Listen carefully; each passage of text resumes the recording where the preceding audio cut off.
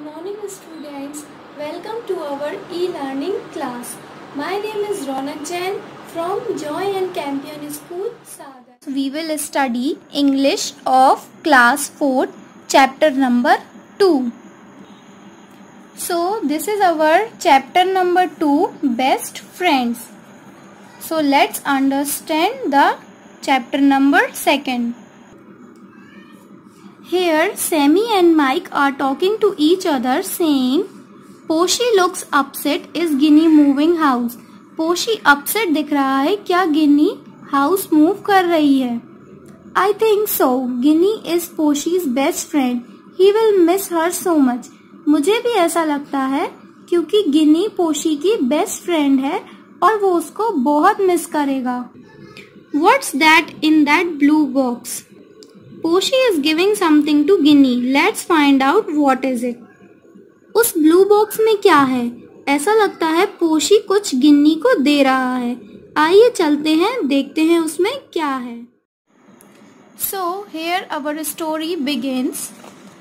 गिन्नी और पोशी जो हैं वो बेस्ट फ्रेंड्स थे. वो एक दूसरे के साथ खेलते थे और उन्हें बहुत अच्छा लगता था एक दूसरे के साथ खेलना. वो एक दूसरे के साथ गेम्स खेलते थे, पजल को सॉल्व करते थे, स्टोरी बुक्स साथ में पढ़ते थे और पढ़ाई भी साथ में ही करते थे. और वो सेम स्कूल में थे, सेम क्लास में. और उनकी जो स्कूल की बस थी वो भी सेम थी. और उनके जो हाउसेस थे वो एक दूसरे के पास में ही थे. और वो बेस्ट बडीज थे, मतलब क्लोज फ्रेंड्स थे. गिनी की जो मदर थी वो ऑफिस में वर्क करती थी. नॉर्मली वो जल्दी काम से वापस नहीं आ पाती थी 5 बजे के पहले. इसी वजह से जो पोशी की मदर थी वो यूजुअली गिनी को स्कूल से अपने साथ लेकर आती थी. और जब भी उसके ग्रैंड पेरेंट्स घर पे नहीं होते थे तो गिनी पोशी के घर पे ही स्कूल के बाद वेट करती थी. पोशी के पेरेंट्स हमेशा उसकी अच्छे से केयर करते थे और गिनी की मदर को कभी भी चिंता नहीं होती थी क्योंकि उन्हें पता था कि पोशी के पेरेंट्स उसकी अच्छे से केयर करेंगे जैसे वो अपनी बेटी की कर रहे हों.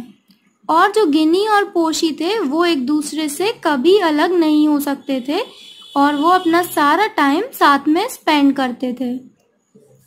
One day Poshi was studying in his room.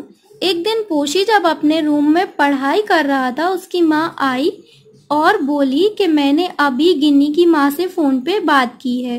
और पोशी ने ऊपर देखा और पूछा, क्या सब कुछ सही है? गिनी की फैमिली जो है वो मुंबई मूव कर रही है, उसकी माँ ने बोला.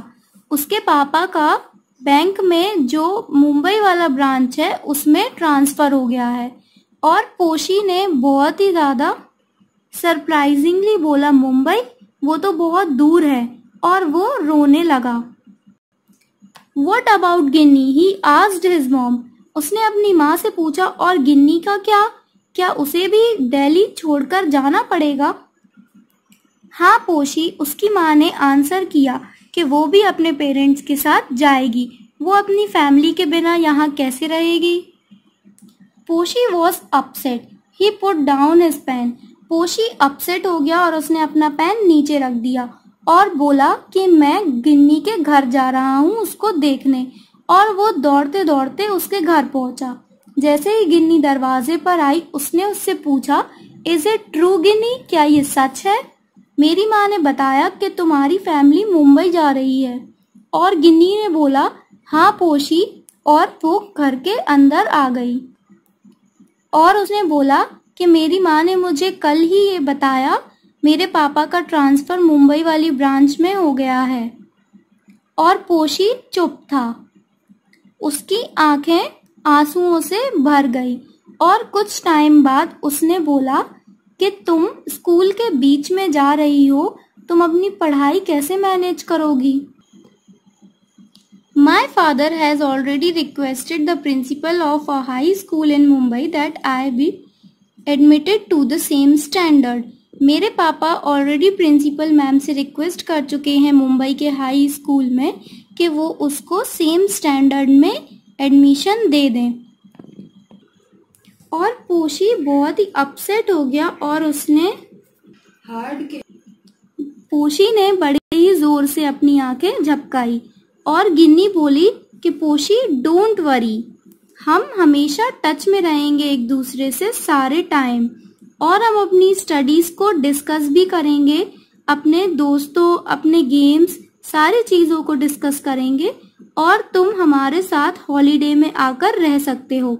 और यह कह के वो पोशी के बाजू में जाकर बैठ गई और उसने बोला कि हम लेटर राइट करेंगे, एक दूसरे को ईमेल भेजेंगे, और उसने उसकी तरफ स्माइल दी और उसने बोला कि पोशी तुम मेरे बेस्ट फ्रेंड हो और हमेशा फ्रेंड्स रहेंगे हम। और फिर पोशी को थोड़ा सा बेटर फील हुआ और उसने बोला कि हम एक दूसरे को लिखते रहेंगे और डैड के मोबाइल से वीडियो कॉल कैसे करते हैं ये भी लर्न कर लेंगे, तो हम एवरी संडे को एक दूसरे से चैट कर सकते हैं। और पोशी ने बोला कि पर मैं तुम्हें मिस करूंगा गिन्नी, जिस पर गिन्नी ने आंसर किया कि मैं भी तुम्हें बहुत मिस करूंगी पोशी। और फिर उसी महीने में everyone from the neighbourhood gathered for a farewell party for गिन्नीज फैमिली। उसी महीने में सब लोग, पड़ोस के सारे लोग इकट्ठा हो गए फेयरवेल पार्टी देने के लिए गिन्नी की फैमिली को। और पोशी ने एक ग्रीटिंग कार्ड बनाया अपनी बेस्ट फ्रेंड के लिए और उसमें लिखा था कि मैं तुम्हें बहुत मिस करूंगा। और पोशी एक बहुत बड़ा सा ब्लू बॉक्स जिसमें बहुत सारी गिफ्ट्स थी वो लेकर आया। He asked Ginni to open the box. उसने गिन्नी को बोला बॉक्स ओपन करने के लिए। गिन्नी के सरप्राइज के लिए उस बॉक्स में उनकी सारी पुरानी फोटोग्राफ्स का कोलाज था। Also, in the box were all the presents that Ginny had given पोशी right from the time they first knew each other. और उस बॉक्स में वो सारे प्रेजेंट्स थे, सारे गिफ्ट्स थे जो गिन्नी ने पोशी को दिए थे उस टाइम से लेकर अब तक, जब वो एक दूसरे को जानने लगे, जब वो फर्स्ट टाइम फ्रेंड्स बने थे तब से। उसमें कलर्ड मार्बल स्टोन्स थे, एक पंचर्ड फुटबॉल थी, स्टोरी बुक्स थी, कलरिंग बुक्स थी और एक नया लेटर पैड भी था स्केच पेन्स के साथ। गिन्नी वॉज सरप्राइज्ड। गिन्नी सरप्राइज्ड थी और उसने बोला कि तुम ये सारे गिफ्ट्स, फोटोग्राफ्स जो मैंने तुम्हें दिए थे अभी तक रखे हो। और उसकी आंखों में आंसू छलक आए। यस गिन्नी, पोशी ने आंसर किया कि हाँ गिन्नी, तुम मेरी बेस्ट फ्रेंड हो और मैं तुम्हें बहुत मिस करूंगा। और उसने वो फोटोग्राफ की कोलाज उठाई और बोला कि ये कोलाज तुम अपने बेडरूम की वॉल पर लगाना। और उसने बोला कि ये तुम्हें हमेशा हमारे जो मस्ती हमने साथ में की है, जो फन हमने साथ में किया है, उसकी याद दिलाता रहेगा। और गिन्नी ने उसके डियर फ्रेंड को हग किया, गले लगाया और प्रॉमिस किया कि वो हमेशा इस गिफ्ट्स के बॉक्स को संभाल कर रखेगी। और फिर उसी दिन गिन्नी मुंबई के लिए अपने पेरेंट्स के साथ निकल गई और जो पोशी और गिन्नी थे वो एक दूसरे को ईमेल लिखते थे और एक दूसरे के लिए लेटर्स लिखते थे regularly.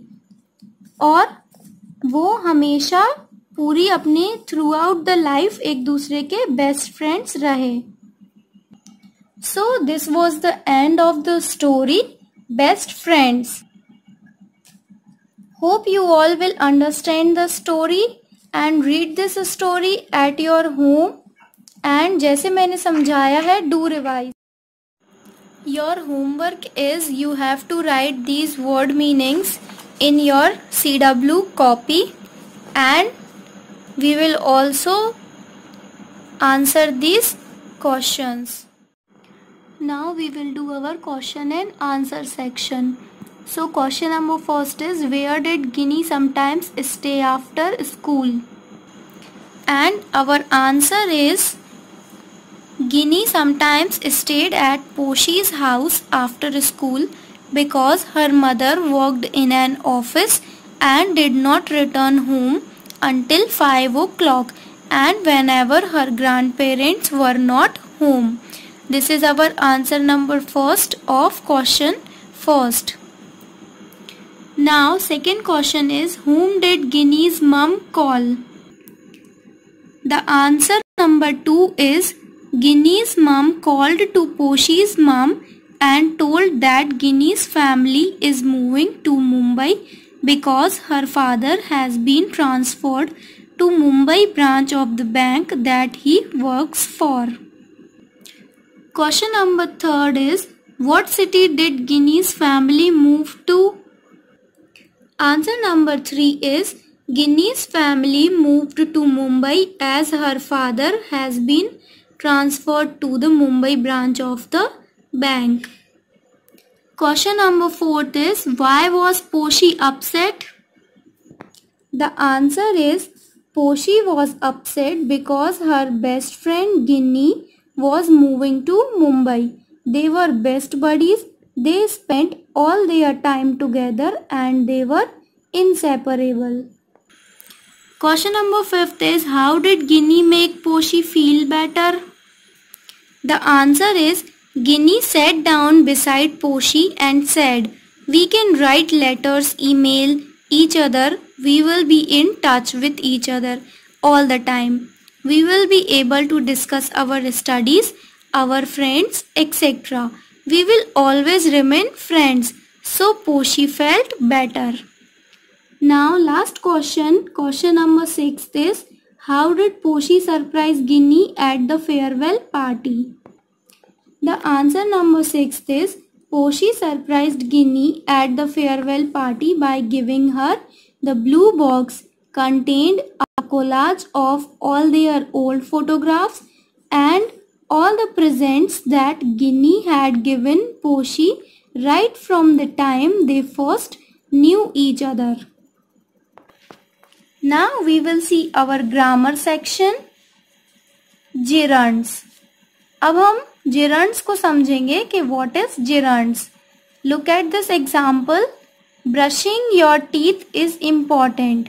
Here the word brushing has one verb plus ing form. Which type of verb? This is base form of the verb. Means first form of the verb. Brush plus ing. So the word will become brushing. Now we will see the second sentence. Eating unhealthy food is harmful. Here also the word eating is made from two words, eat plus ing. Means eat is the base form of the verb plus ing. यहाँ पर ये जो दो sentences अभी हमने देखे, इसमें जो ब्रशिंग वर्ड है और ईटिंग वर्ड है वो सब्जेक्ट्स के जैसे यूज हुए हैं. मीन्स टोटल जो बात हुई है वो ईटिंग एंड ब्रशिंग के बारे में हुई है. That's why they worked as subjects. और ये वर्ब के साथ आईएनजी फॉर्म में है तो ये नाउन के जैसे फंक्शन कर रहे हैं. तो जो हमारा जिरंड होता है, जिरंड भी एक नाउन के जैसे यूज होता है जिसकी एंडिंग कैसे होती है, आईएनजी से होती है. मीन्स किसी भी सेंटेंस में अगर फर्स्ट फॉर्म ऑफ वर्ब के साथ आईएनजी है और वो एक नाउन के जैसे वर्क कर रहा है तो वो हमारा जिरंड होगा. Now we will see the usages of gerund. Gerund can function as the subject of the sentence, as the object of the sentence and as the complement of the verb. Gerund 3 type से use हो सकता है. एक तो sentence का subject बनके, दूसरा sentence का ऑब्जेक्ट बनके और तीसरा वर्ब का कॉम्प्लीमेंट. देखते हैं कैसे. Look at this example. यहाँ पर गिवन है reading helps you to learn English. Here reading के बारे में ही बात हो रही है कि रीडिंग हमें इंग्लिश लर्न करने में हेल्प करती है. So here the gerund is acting as a subject. In second one we will see I enjoy reading. मुझे रीडिंग करना अच्छा लगता है. Here reading is acting as a object. यहाँ पर जो रीडिंग है वो एक ऑब्जेक्ट के जैसे वर्क कर रहा है. सो In both of the sentence, reading is gerund but having different cases. Like here it is acting as a subject and here it is acting like an object. Now in third one, my favorite hobby is reading. Here my favorite hobby, यहाँ पे जो my favorite hobby है वो reading है. तो ये gerund जो है reading, ये verb को कॉम्प्लीमेंट कर रहा है कि फेवरेट हॉबी कौन सी है, रीडिंग है. So here the reading acts as a complement of the verb. Now look at this exercise. First one, यहाँ पर हमें क्या करना है कि ये जो जिरंड्स, ये जो सेंटेंसेस हमें दिए हैं इसको हमें ऑब्जेक्ट में कन्वर्ट करना है. Like swimming, jogging, playing, dancing and painting. इन्हें हमें ऑब्जेक्ट बनाना है. So let's do. First, swimming is my favourite activity. Swimming मेरी फेवरेट एक्टिविटी है. इसे हम ऑब्जेक्ट में कैसे कन्वर्ट करेंगे? My favourite activity is swimming. मेरी फेवरेट एक्टिविटी स्विमिंग है. तो ये ऑटोमेटिकली यहाँ ऑब्जेक्ट के प्लेस पे आ जाएगा. Now second one is jogging is good exercise. Jogging एक अच्छी एक्सरसाइज है. So we will write I go to jogging daily. मैं डेली जॉगिंग जाता हूँ. Third one is playing tennis is my hobby. Tennis खेलना मेरी हॉबी है. So we will write it my hobby is playing tennis. मेरी hobby tennis खेलना है. Now fourth one is dancing is my hobby. So we will right my hobby is dancing. Fifth, painting is relaxing. So we will write I like painting. Understood? In this kind, we can change the gerund from subject to object. इस type से हम gerunds को subject की जगह object के जैसे use कर सकते हैं.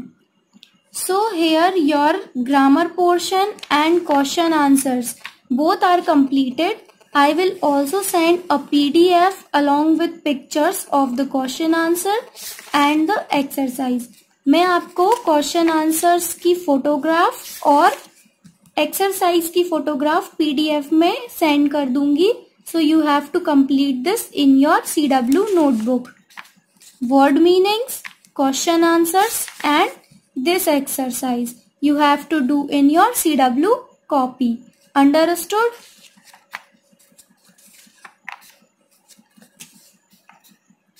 So here our chapter number 2 of English class 4th best friends is completed. If you are having any doubt, you can ask me. Till then, stay at home, stay safe and thanks for watching.